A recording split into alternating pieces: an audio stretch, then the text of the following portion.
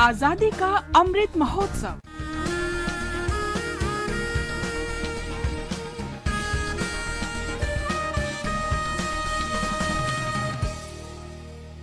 आजादी का सफर आकाशवाणी के संग, एक राष्ट्र का जन्म।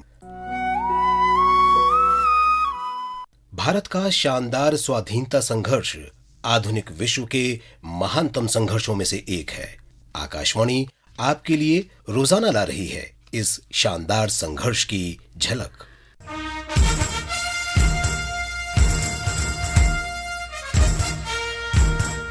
आज हम जानेंगे कि अंग्रेजों ने मराठा भूमि में कैसे पैर जमाए। हम शरद चंद्र बोस और विभाजन की यंत्रणा के बारे में भी बात करेंगे।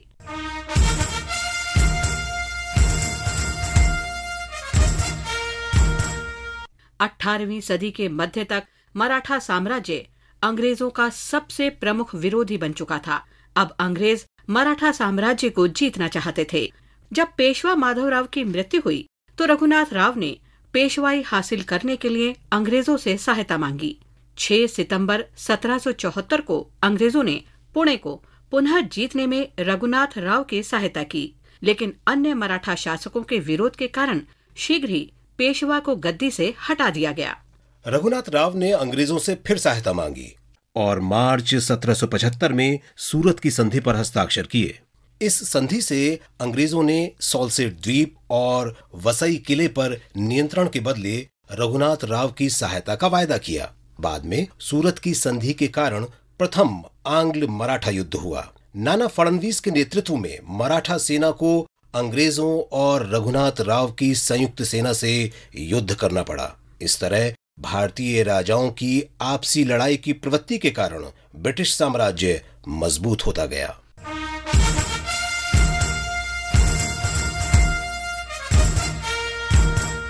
आज शरद चंद्र बोस की जयंती भी है। उनका जन्म 6 सितंबर 1889 को ओडिशा में हुआ था। वे सुभाष चंद्र बोस के बड़े भाई थे। 1911 में उन्होंने वकालत की पढ़ाई पूरी की और इंग्लैंड चले गए। महान नृपेंद्रनाथ सरकार के मार्गदर्शन में शरद चंद्र ने बैरिस्टर के रूप में बहुत प्रसिद्धि हासिल की। भारत वापस आकर उन्होंने सफल वकालत आरंभ की, लेकिन बाद में वो वकालत छोड़कर सविनय अवज्ञा आंदोलन में शामिल हो गए। तत्कालीन भारत के गृह विभाग की रिपोर्ट में उन्हें अपने भाई सुभाष चंद्र बोस की शक्ति और कलकत्ता में सविनय अवज्ञा आंदोलन का फाइनेंसर बताया गया था। शरद चंद्र बोस ने 1929 में समाचार एजेंसी की स्थापना की, जिसका नाम था ओरिएंट प्रेस एजेंसी। 1940 के दशक में उन्होंने द नेशन अखबार निकालना शुरू किया। कुछ वर्ष बाद शरद चंद्र राजनीति में भी शामिल रहे और विभिन्न पद संभाले। उनका विश्वास था कि ऐसा कुछ नहीं है जो नैतिक रूप से गलत हो और राजनीतिक रूप से सही। यही जीवन भर उनका मार्गदर्शक सिद्धांत बना रहा। शरद चंद्र बोस पहले व्यक्ति थे जिन्होंने बंगाल और पंजाब के विभाजन का विरोध किया। वे माउंटबेटन योजना के प्रकाशन से पहले और बाद में भी विभाजन का लगातार विरोध करते रहे। इसी मुद्दे पर उन्होंने जनवरी 1947 में कांग्रेस छोड़ दी और फरवरी 1947 में विरोध आंदोलन शुरू किया। 15 अगस्त 1947 को भारत के स्वतंत्र होते ही शरद चंद्र ने भारत, पाकिस्तान, नेपाल, बर्मा और सीलोन के क्षेत्रीय संगठन की हिमायत की। वे एशिया के दक्षिण पूर्वी राष्ट्रों की एकता के भी समर्थक थे। यही नहीं, अगस्त 1947 में शरद चंद्र बोस ने सोशलिस्ट रिपब्लिकन पार्टी बनाई और 1949 में यूनाइटेड सोशलिस्ट ऑर्गेनाइजेशन का गठन किया, जिसने देश की सभी सोशलिस्ट ताकतों को एक मंच पर आने का आह्वान किया। शरद चंद्र बोस सच्चे राष्ट्रवादी थे।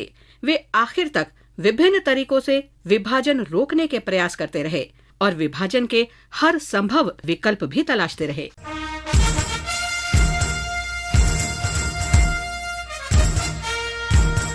उन्नीस 1947 में भारत के विभाजन के बाद 4 वर्ष में ही लगभग 1.5 करोड़ लोग विस्थापित हुए। स्थिति का प्रबंधन करने के लिए 6 सितंबर 1947 को भारत सरकार ने शरणार्थियों को राहत और पुनर्वास के लिए नया मंत्रालय बनाया। लेकिन विभाजन के जख्म आसानी से नहीं भरे जा सकते। वो दर्द अब भी महसूस होता है।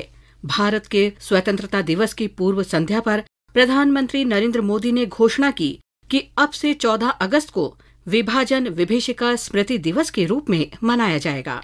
हम आजादी का जश्न मनाते हैं, लेकिन बंटवारे का दर्द आज भी हिंदुस्तान के सीने को छलनी करता है। ये पिछली शताब्दी की सबसे बड़ी त्रासदी में से एक विभाजन विभीषिका स्मृति दिवस का तय होना ऐसे लोगों को हर भारतवासी की तरफ से आदर पूर्वक श्रद्धांजलि है। आज भारत की अधिसंख्य जनसंख्या ऐसी है जिसका जन्म भारत के रक्त रंजित विभाजन के बाद हुआ है, लेकिन उन्हें वो इतिहास याद रखना चाहिए जब मानवता के इतिहास की सबसे बड़ी विभीषिका में लाखों लोगों की जान चली गई और लाखों लोगों को अपना घर-बार छोड़ना पड़ा।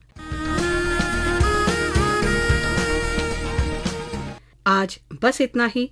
आजादी का सफर आकाशवाणी के संग कल फिर मिलेंगे नई कड़ी के साथ।